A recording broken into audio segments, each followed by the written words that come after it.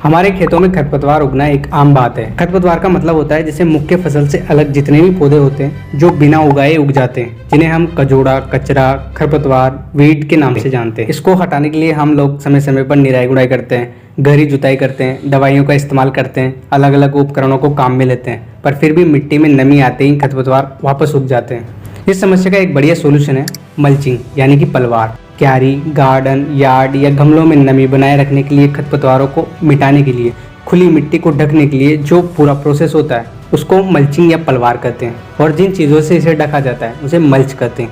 दोस्तों, मल्चिंग का इस्तेमाल करके हम खेतों में लंबे समय तक पौधों के नीचे नमी बनाए रख सकते हैं, खरपतवारों को हमारे कंट्रोल में कर सकते हैं। मल्चिंग इतना पावरफुल है कि खेत में नमी होने के बावजूद भी खरपतवार नहीं उगेंगे। अब इन खरपतवारों की वजह से हर साल किसानों को प्रॉफिट से ज़्यादा लॉस झेलना पड़ता है। कम होने की बजाय ये दिनों दिन बढ़ते ही चले जाते हैं। पर अब अपने पास भी रामबाण इलाज है, मल्चिंग। नमस्कार, मेरा नाम है दिलीप नागर और आज इस वीडियो के अंदर हम जानेंगे कि मल्चिंग का प्रयोग कैसे करें, ये कितने टाइप की होती है, कौन सी मल्चिंग कहाँ इस्तेमाल होती है। दोस्तों, मल्चिंग का प्रयोग ज़्यादातर सब्जियों की खेती में, फूलों की खेती में, फलोद्यान में या ढलान वाली जगहों पर पौधे की निचली मिट्टी को ढकने के लिए करते हैं। आमतौर पर इस तरह की खेती 2-4 महीने के लिए या सीजन के हिसाब से की जाती है। मल्चिंग के 2 टाइप होते हैं, ऑर्गेनिक मल्चिंग, प्लास्टिक मल्चिंग।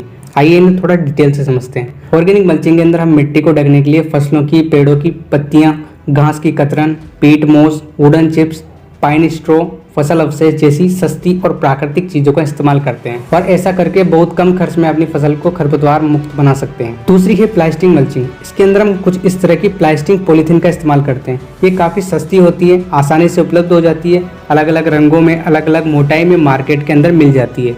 कई बार आपने देखा भी होगा, काले, पीले, लाल, पारदर्शी, ट्रांसपेरेंट थैलियों का इस्तेमाल करते हैं। इन सभी रंगों की पॉलीथीन के अलग अलग फायदे नुकसान होते हैं, पर इनको खरीदते समय किसानों को अपनी ज़रूरत के हिसाब से चीज़ें खरीदनी चाहिए।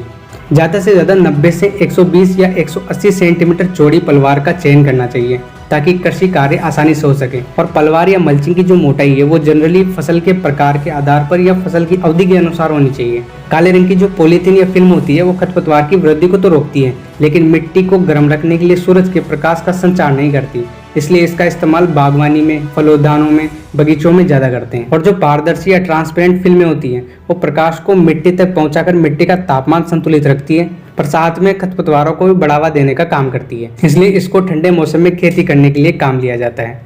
अब बात करते हैं इस मल्चिंग से हमें क्या क्या फायदा मिलता है। पहली बात, मल्चिंग का इस्तेमाल करने से मृदा में जो खरपतवार होते हैं उनकी संख्या कम हो जाती है। दूसरा, वाष्पोत्सर्जन नहीं होने के कारण मिट्टी में जो नमी है वो लंबे समय तक बनी रहती है। तीसरा है, मिट्टी का जो तापमान है वो संतुलित बना रहता है। अपन जब सिंचाई करते हैं, सिंचाई करने के दौरान जो मिट्टी पानी के साथ बहकर चली जाती थी उस मृदा कटाव को रोकती है और पोषक तत्वों को रोकती है। जो किसान इस मेथड से खेती करते हैं उनके 65% तक पानी की बचत होती है, मृदा उपजाऊ होने लगती है, हानिकारक रोग कीटों का प्रकोप कम होता है, निराई गुड़ाई कराने में और दवाइयाँ फेंकने में जो किसानों को फालतू खर्च होता था वो भी बच जाता है। मल्चिंग का इस्तेमाल करने से जमीन कठोर नहीं होती।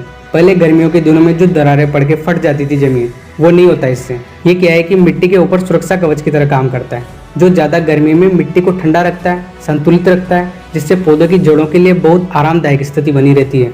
आप जानते हैं कि मल्चिंग टेक्निक को खेत में किस तरह काम लिया जाता है। इसे लगाते समय हमें क्या क्या सावधानियां रखनी चाहिए। तो सबसे पहले खेत की अच्छी तरह ट्रैक्टर से गहरी जुताई कर लें। इसके बाद सब्जियों की खेती के लिए 20 से 25 टन प्रति हेक्टेयर की दर से बढ़िया सड़ी हुई गोबर की खाद डालें। अगर आप फलोद्यान या बगीचा लगाना चाहते हैं या फसल उत्पादन करना चाहते हैं तो 15 से 20 टन प्रति हेक्टेयर गोबर की खाद भी आपके लिए पर्याप्त है। खाद को मिट्टी में अच्छे से मिलाने के बाद अब आपको खेत में उठी हुई मेड़ या बेड़ बनानी चाहिए, जैसे पहले बनाते थे। कुछ इस तरह से 1 मीटर चौड़ी क्यारी बनानी है। पौधों को बीचों बीच सेंटर में रखना है अपन को। क्यारियां बनाते समय उसके अंदर ध्यान रखें कि मोटे कंकड़, पत्थर, लकड़ी, कचरा, प्लास्टिक के अवशेष नहीं होने चाहिए उसके अंदर। ऐसे फालतू चीज़ों को बाहर निकाल कर फेंक दें ताकि मल्चिंग ना फटे। मल्चिंग में काम लिए जाने वाले बीज और पौधे सर्टिफाइड होने चाहिए। बीज एक समान होने चाहिए ताकि बाद में दिक्कत ना हो। प्लास्टिक मल्चिंग में बीज लगाने के बाद ड्रिप सिस्टम का इस्तेमाल करते हुए कुछ इस तरह से ड्रिप की लाइन फैलानी होती है। प्लास्टिक मल्चिंग का इस्तेमाल करते समय मल्चिंग को अच्छी तरह बिछाकर दोनों किनारों को मिट्टी की परत से अच्छी तरह दबा दें। फिर जितनी दूरी पर पौधे लगाने हों उस हिसाब से इसमें छेद किए जाते हैं। फिल्म लगाते समय या बिछाते समय ध्यान रखें कि सलवटें ना पड़े या फिर इसमें ज़्यादा खिंचावपन ना हो ताकि फटने से बच जाए और इसका इस्तेमाल हम दूसरे साल भी कर सकें। कई बार किसान भाइयों की फिल्म में छेद करते टाइम फिल्में फट जाती है, इसलिए सिंचाई की नालियों का ध्यान रखते हुए सावधानी से छेद करें। मल्चिंग में पॉलीथीन की घड़ी हमेशा गोलाई में करनी चाहिए। प्लास्टिक मल्चिंग का इस्तेमाल हमें सुबह या शाम के टाइम करना चाहिए। प्लास्टिक शीट खरीदते समय ध्यान रखें कि प्लास्टिक अच्छी क्वालिटी की हो।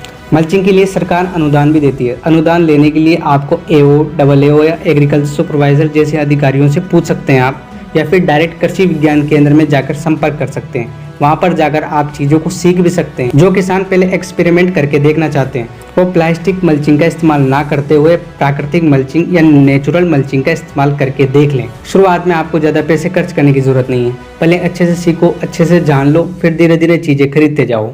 तो आज के लिए बस इतना ही। वीडियो पसंद आए तो वीडियो को लाइक कर देना, चैनल पे नया हो तो चैनल को सब्सक्राइब कर लेना।